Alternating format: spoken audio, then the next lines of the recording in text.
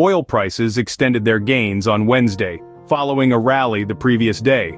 Industry data revealed that U.S. crude stocks fell more than expected last week, although a larger than anticipated increase in product inventories limited the gains. Brent crude futures rose by 0.4% to $77.88 a barrel, while U.S. West Texas Intermediate crude futures climbed by 0.4% to $72.53 a barrel.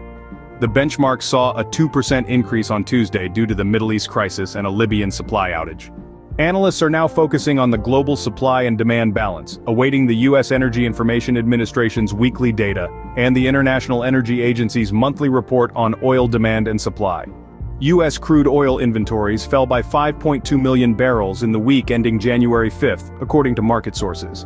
However, gasoline inventories rose by 4.9 million barrels, and distillate inventories gained 6.9 million barrels. The U.S. Energy Information Administration's data is expected to be released on Wednesday. The agency also stated that U.S. crude production will reach record levels over the next 2 years, but at a slower rate due to efficiency gains offsetting a decline in rig activity.